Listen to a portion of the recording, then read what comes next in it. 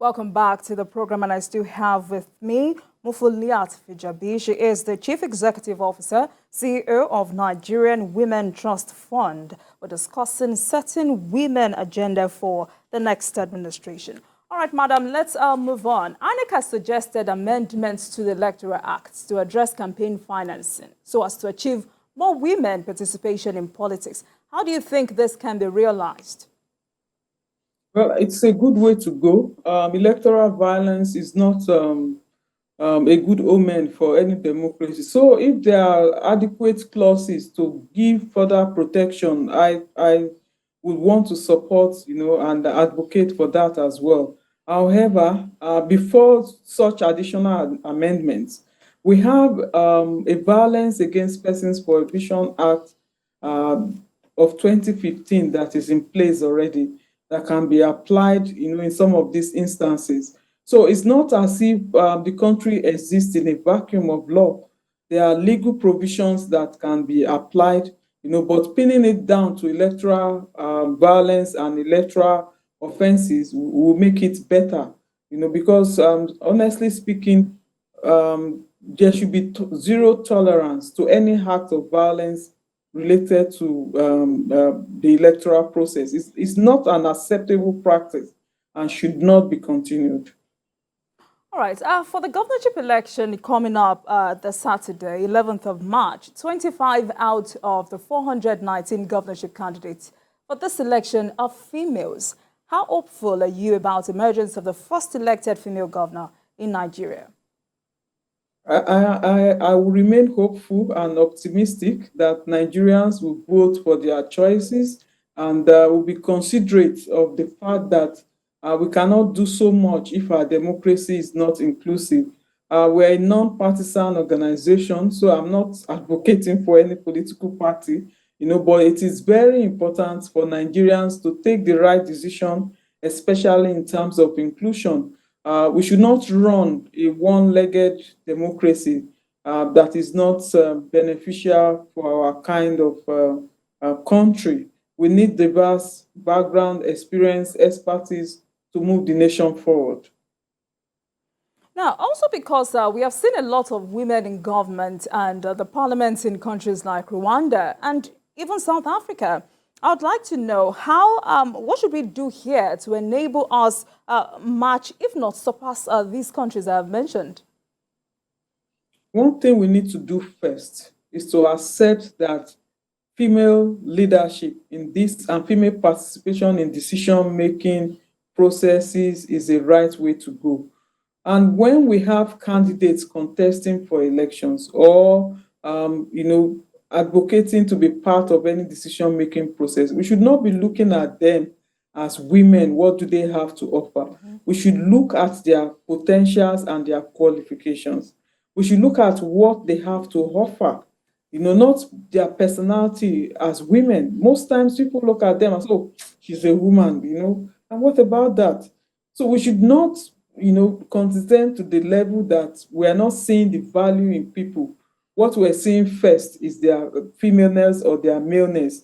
So if we have a high tolerance to an accommodation for female candidates, female participation in our decision, it's not just only in elections, but in all professional fields, in all spaces. We need to recognize and acknowledge that females are human. They've been to school, they have experiences, they have knowledge they want to bring on the table. And once we accept that, it makes it easy. The next level will now be to, implement policies that we sign on to at the international, regional, and national level.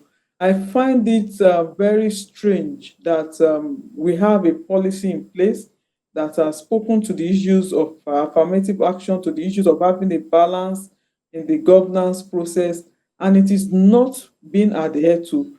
And to even make it more strange is the fact that the court has deemed it fit in its wisdom that the government should implement this particular policy.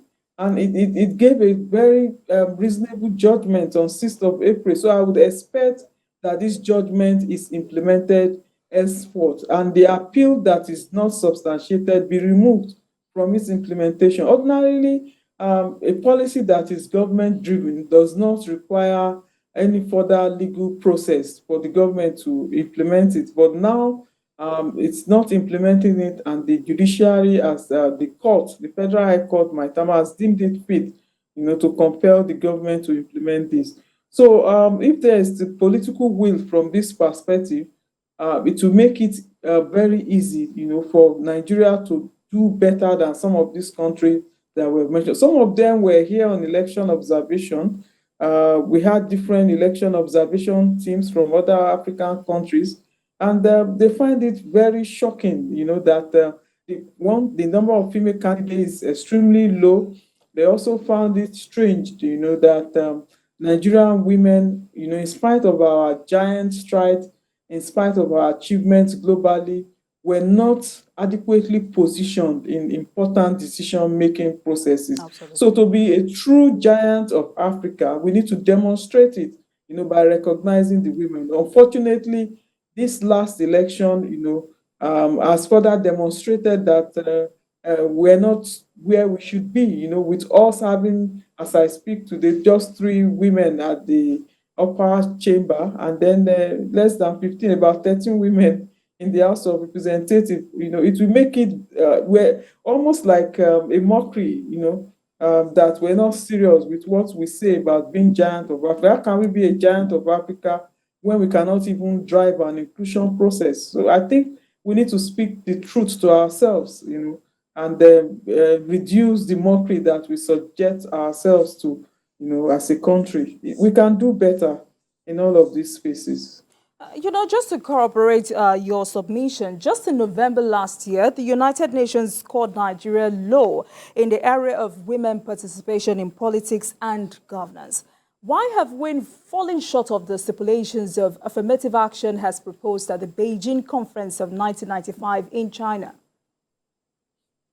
Okay, well, I'm not surprised that the United Nations scored us 0, because Nigeria is a signatory to the International Covenant on Civil and Political Rights. And that means the country has promised, to deliberately drive a balanced, inclusive process respecting that convention. And if you now move on to the Beijing Platform for Action, an outcome of the 1995 Beijing Conference at the Fourth World Conference, Nigeria is also a signatory to that.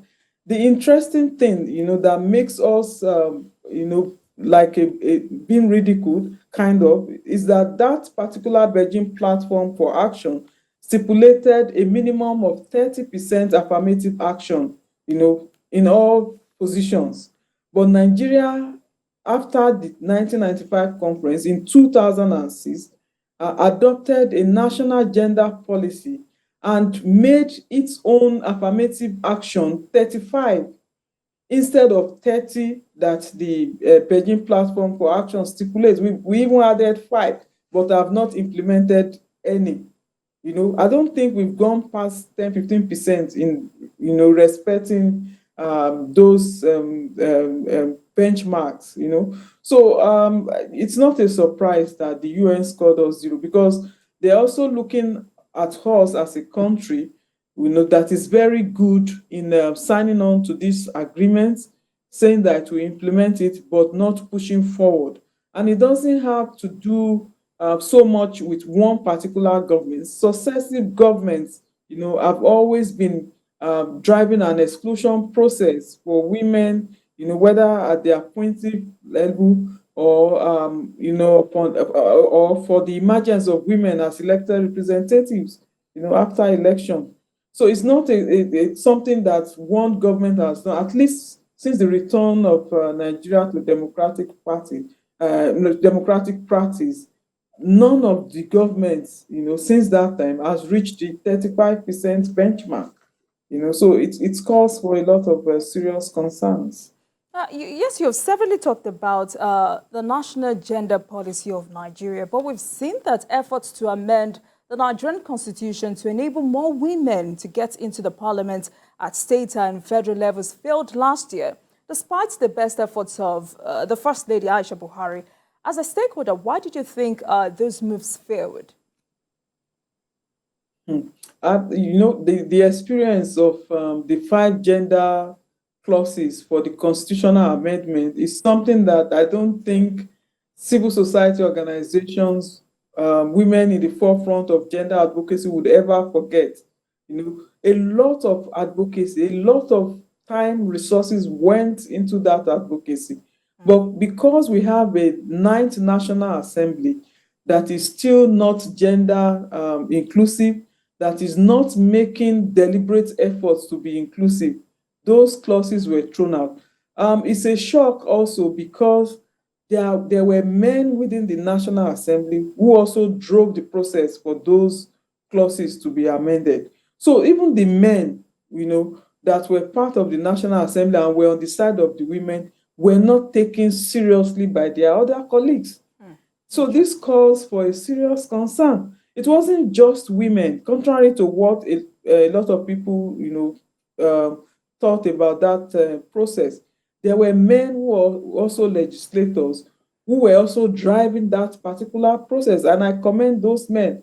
But the other men that outnumbered them did not see any reason with them. So that's why I said that for us to be able to move beyond this process and do better than other African countries, we need to accept the need for female participation in decision-making processes and in leadership positions. We need to also deliberately own up policies that we've signed on to and implement it.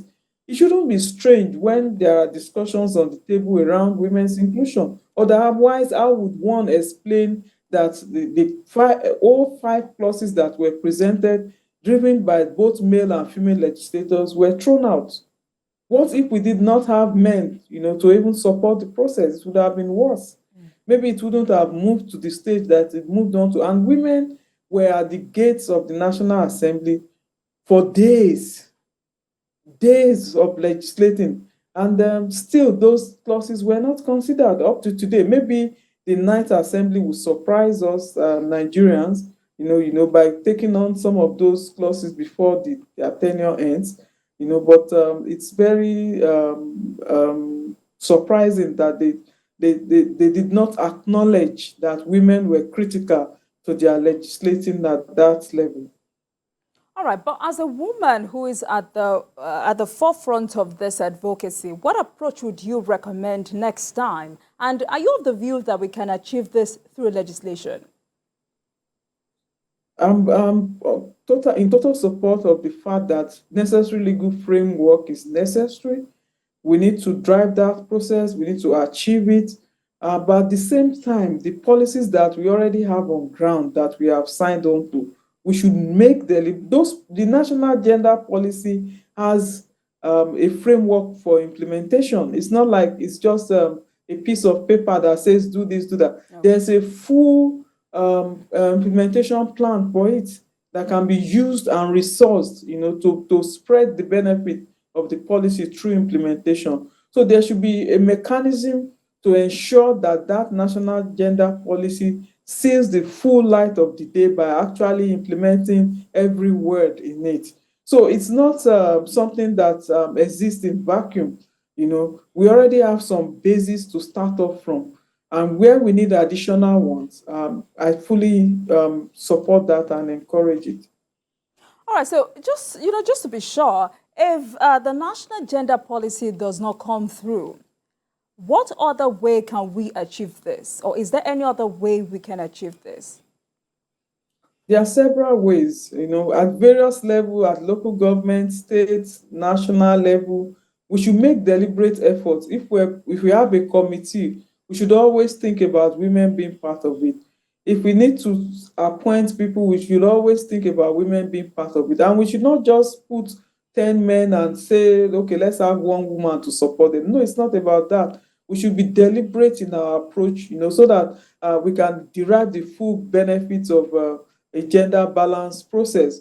Having it at the back of our mind and not as an afterthought is important in bringing about the desired change.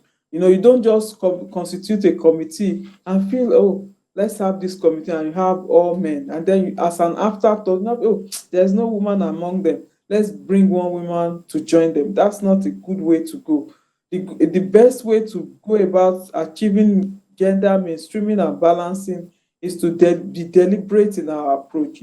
I keep telling people, that when you talk about gender, don't think that the women are tired of whatever they are doing and they just want to come into the public. No, it's about achieving true development.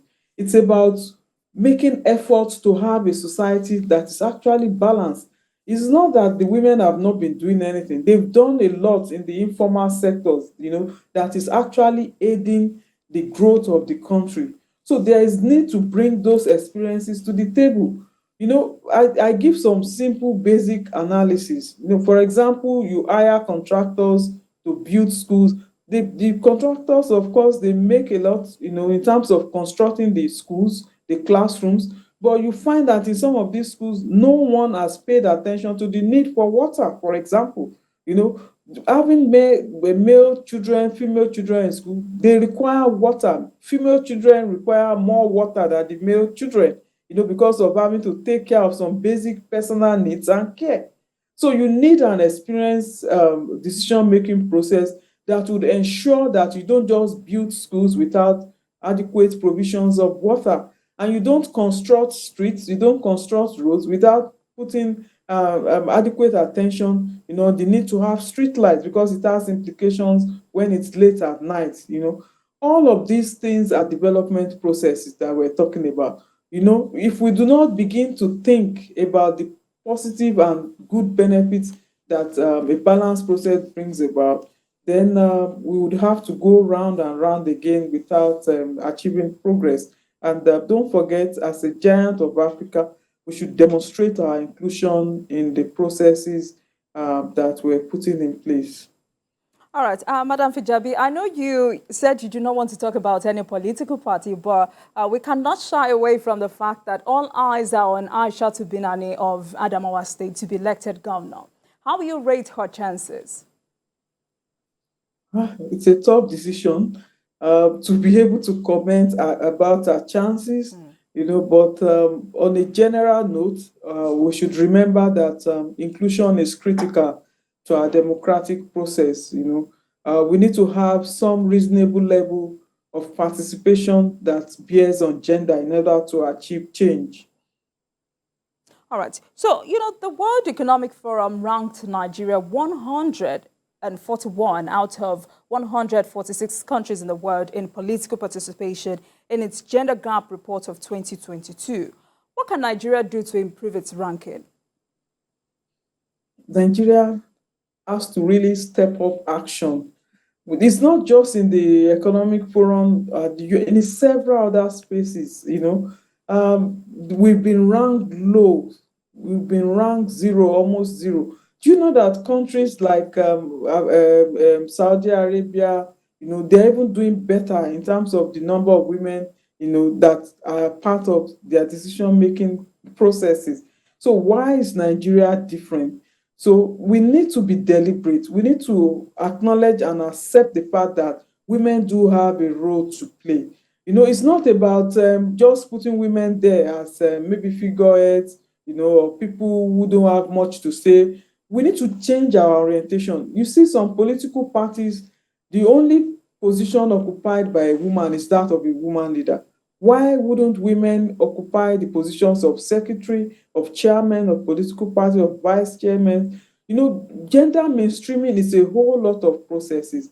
Look at political parties also. Even the office of the woman leader is not resourced. Most of the woman leaders of political parties don't have offices where they operate from, and they don't even play an active role in the decision-making processes. So how would there be change if there is no deliberate effort at this level of governance? Political parties, they are the bedrock of democracies in any field, in any space, because it is through them that the candidates for the government emerges. So from a place like the political parties, it's only essential that there is a complete reorientation on how things are done. So you don't encourage women to go on for the position of woman leaders of political parties only. The space should be open, and playing field should be leveled for all of them to participate. And where there are needs to mainstream gender issues, that should be done. And the opportunities to have that done should be provided. Some political parties actually do have clauses in their constitutions and manifestos about gender agenda, about gender inclusion, but they don't get to implement it, and nobody is holding them accountable. Nobody is holding them accountable. The only time that some of them find the office of the woman leader useful is when maybe they need to organize for rallies, the need for the woman to mobilize women, or they need to do cooking and dancing. Some political parties don't even see any usefulness in female membership of their political parties, other than for those women to be able to perform the role of dancing, making the political parties interesting.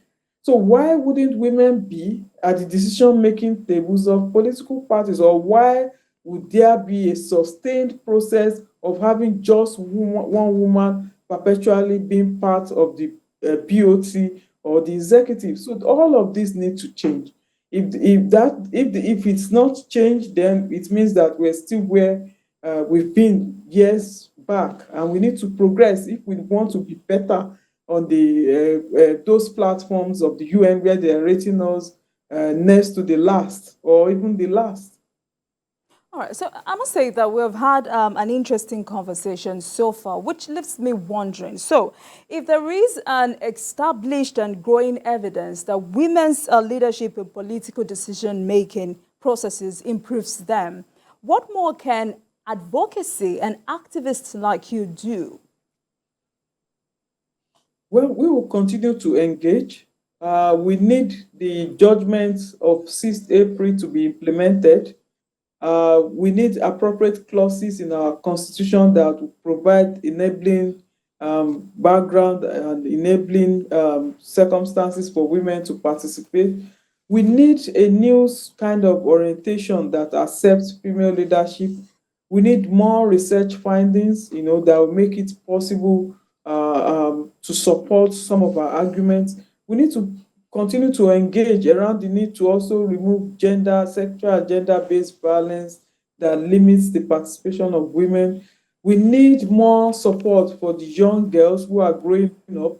We don't want the young girls to grow up and feel that this generation of women failed, in emerging as people who are critical to decision-making processes. So they need to continue to be supported and mentored and protected from acts of violence that may limit their growth and their participation in governance in the future. So there are a whole lot to be done. All right. So finally, before I let you go, Nigeria now has a president-elect. What exactly should he do for women? For us, it should pick the battle from where it is now. One of it is to have the enabling clauses in the Constitution. And secondly, in the appointment of women into positions, there should be recognition, that women are critical to that position, because in the past, when appointments are to be made, there's always consistency in terms of advocacy from the civil society group to ensure that women even form part of the cabinet. So I would expect that minimum of 35% is respected in any decision-making processes, in any appointment that will be made by the government. The incoming government should acknowledge gender equality and equity as a critical part of its deliverables to Nigerians. Women's inclusion cannot be neglected. Women's inclusion is critical to achieve a better balance. So, in summary, the judgment of April 6th should be respected without any obstacles. It should be implemented, and that judgment is based on the national gender policy. The national gender policy is clearly defined. It should just be implemented straight away. All right, thank you. I must say thank you very much for coming on Politics Tonight. Madam Mufuliat Fijabi, she is the Chief Executive Officer, CEO of Nigerian Women Trust Fund. She is a gender and development practitioner. it became very necessary to have this conversation as Nigeria just elected a new president. Thank you very much for coming on Politics Tonight. Thank you for having me. Thank you.